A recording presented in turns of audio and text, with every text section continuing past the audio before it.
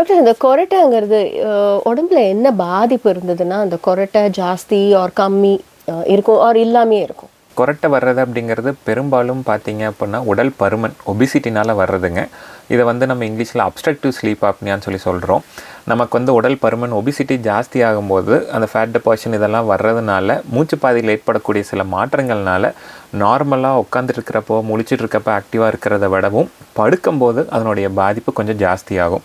So அந்த காற்று நமக்கு மூச்சு பாதையில் போகிறது தடைப்படுறதுனால அந்த கொரட்டை சத்தம் வருது. நம்ம குரல் வலையை தாண்டி காற்று உள்ளே போகிறதுக்கு ஸ்ட்ரகிள் பண்ணி போகிறப்போ அந்த சத்தம் நமக்கு கொரட்டையாக வெளிப்படுது. மோஸ்ட் காமன் ரீசன் பெரும்பாலும் நம்ம பார்க்குறது ஒபிசிட்டி. ஸோ நமக்கு இன்றைக்கி இருக்கக்கூடிய முக்கியமான வியாதிகளில் நான் கம்யூனிகபிள் டிசீசஸில் ஒபிசிட்டி ரொம்ப ஒரு ப்ராமினன்ட் டிசீஸாக வருது. அதனாலேயே நம்ம இப்போ அதிகப்படியான பேருக்கு கொரட்டையும் அதனால் இருக்கக்கூடிய இதுவும் பார்க்குற மாதிரி இருக்குங்க. இந்த கொரட்டை வருது அப்படிங்கும்போது என்ன ஆகும்னா நமக்கு தூங்குறப்ப தேவையான அளவு ஆக்சிஜன் கிடைக்காதுங்க.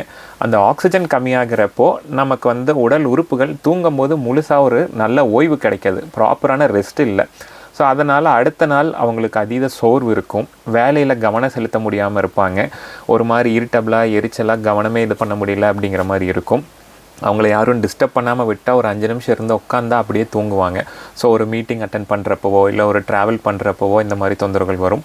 சில நேரம் சிவியராக இருக்கக்கூடியவங்களுக்கு பாதிப்பு எந்த அளவுக்கு இருக்குன்னா வாகனம் ஓட்டும் போது தூங்குவாங்க. ஸோ டிரைவிங்கில் தூங்கும்போது it will lead to many accidents. So அதனால் அவங்களுக்கு மட்டும் இல்லை, மற்றவங்க யாரும் சம்மந்தம் இல்லாத நிறைய பேர் கூட பாதிக்கக்கூடிய சூழ்நிலைகள் இருக்குது.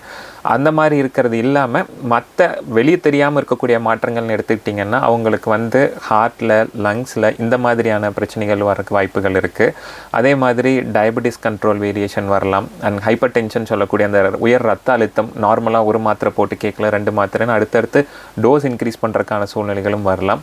ஸோ நிறையா விதமான சேஞ்சஸ் வரும். எல்லாமே ஒரு நாளில் வராது, கிராஜுவலாக நாள் பட நம்ம அதை கவனிக்காமல் விடும்போது வரக்கூடிய தொந்தரவுகள்.